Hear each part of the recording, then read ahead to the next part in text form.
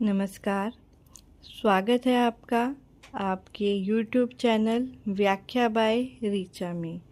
तो आज मैं लेकर आई हूँ एक कविता की व्याख्या।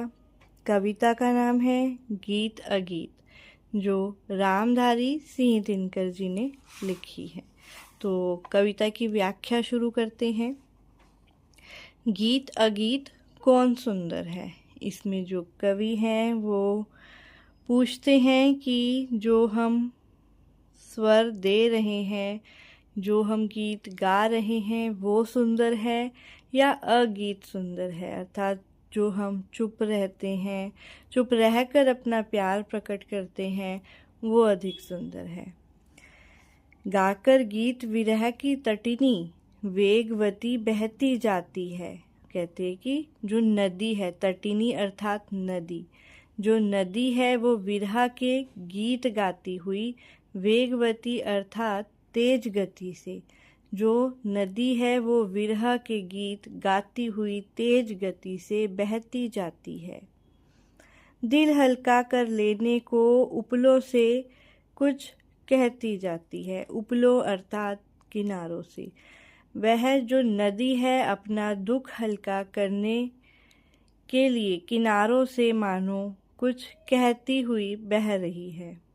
तट पर एक गुलाब सोचता, वहीं किनारे पर एक जो गुलाब है, गुलाब का पौधा है, वो भी सोचता है।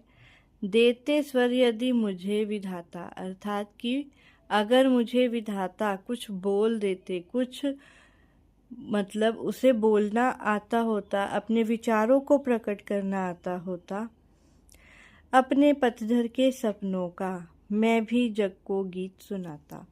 कि जो गुलाब है वो कहता है अगर विधाता ने मुझे आवाज़ दी होती, मुझे कुछ अल्फाज दिए होते कि मैं बोल पाता, और तो मैं सबसे पहले जो अपने पतझड़ के दुख भरे दिनों का जो गम है, जो दुख है, वो सबको, इस जग को एक गीत के माध्यम से सुनाता। गा गा कर बह रही निर्झरी, और जो नदी है निर्झरी अर्थात झरना या नदी, जो नदी है वो गा गा कर बह रही है, ऐसा प्रतीत हो रहा है। पाटल मूक खड़ा तट पर है। पाटल अर्थात गुलाब, जो गुलाब है मूक अर्थात चुप्पी साध कर, मतलब चुप रहकर, जो गुलाब है वो मानो चुपचाप खड़ा ये सब देख रहा है। उसने अपने दुख को सिर्फ अपने मन में ही रखा हुआ है, क्योंकि उसके पास ना तो कोई अल्फाज हैं ना कोई शब्द हैं। विधाता ने उसे बोलना नहीं सिखाया, उसके पास कोई शब्द नहीं है कि वह अपना दुख दूसरों के सामने कह पाए।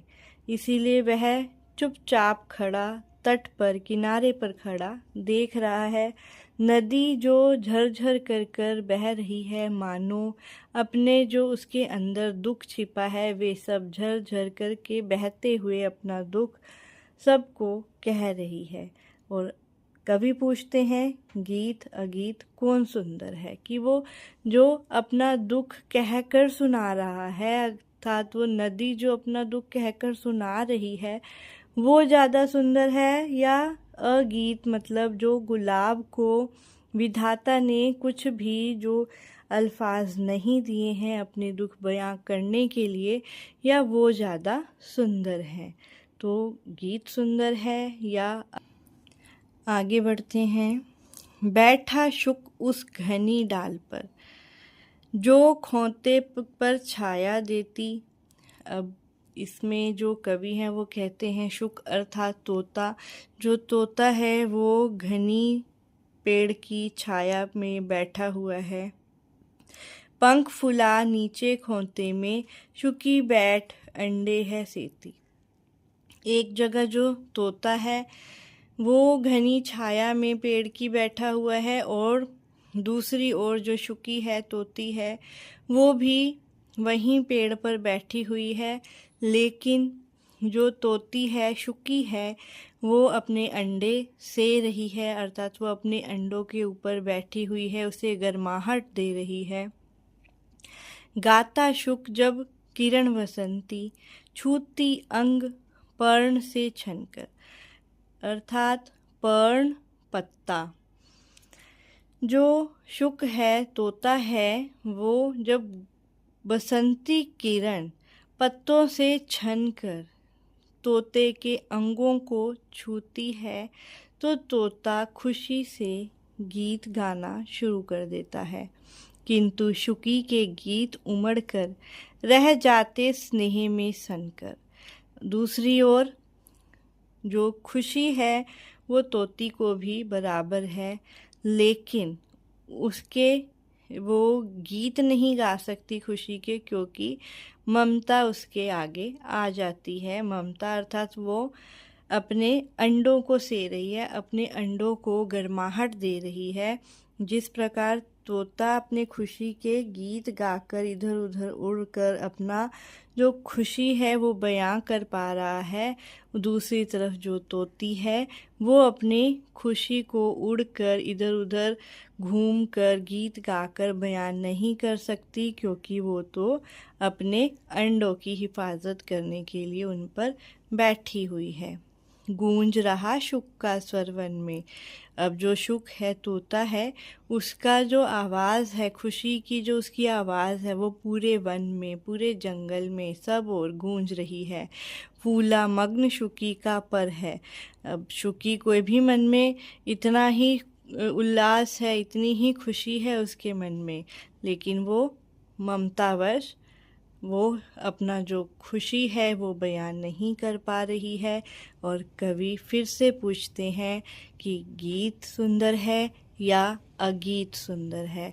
अर्थात एक ओर तो तोता अपना जो खुशी है वो सबको कह सुना सकता है, खुशी से इधर उधर झूम रहा है, आवाज़ कर रहा है, और जो शुकी है वो ममतावश एक ही जगह पर बैठी है, अपना जो वो खुशी है वो बयान नहीं कर पा रही है।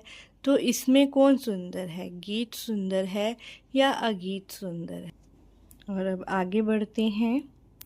दो प्रेमी हैं यहाँ, एक जब बड़े सांझ आल्हा गाता है। इसमें कवि कहते हैं कि दो प्रेमी हैं, एक दूसरे से बहुत अधिक प्यार करते हैं। एक तो सांझ होते ही आल्हा गीत गाना शुरू कर देता है। पहला स्वर उसकी राधा को घर से यहाँ खींच लाता है। उसका जो गीत गाना जैसे ही शुरू होता है, उसकी आवाज़ को सुनकर उसकी जो प्रेमिका है उसकी ओर खींची चली आती है।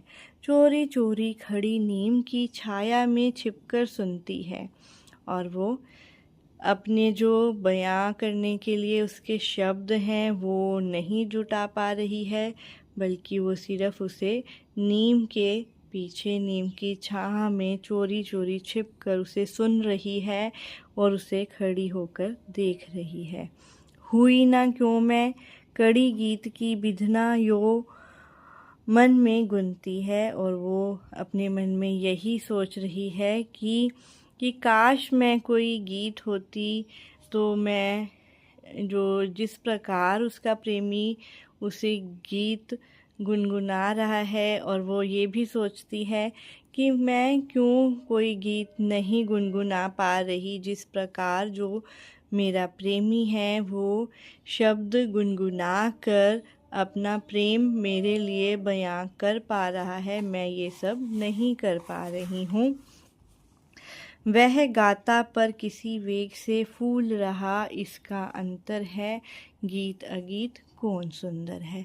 इसमें कवि कहते हैं कि जो प्रेमी है वो खुशी का, उसके अंदर जो उल्लास है, खुशी है, जो उसका प्यार है वो गीत के माध्यम से उस तक पहुंचा पा रहा है, लेकिन जो प्रेमिका है उसमें क्या है, खुशी तो है उसके मन में भी, वो भी बहुत उससे प्यार जताना चाहती है, लेकिन शर्मवश या किसी भी अन्य कारणवश वो ये सब अपने प्रेमी तक नहीं पहुंचा पा रही। वो बस मौन रहकर छिपकर बस उसे देख रही है और सुन रही है। और अंत में कवि फिर पूछते हैं कि गीत सुंदर है या अगीत सुंदर है। तो ये थी हमारी आज की कविता की व्याख्या। आपको व्याख्या कैसी लगी ज़रूर बताइएगा। चैनल को अगर आपने अभी तक सब्सक्राइब नहीं किया है तो सब्सक्राइब कीजिएगा, बेल आइकन को दबाइएगा। और आप कौन सी कविता की व्याख्या पहले देखना सुनना चाहते हैं ज़रूर बताइएगा। वीडियो को लाइक कीजिएगा, शेयर कीजिएगा और आपका बहुत बहुत धन्यवाद।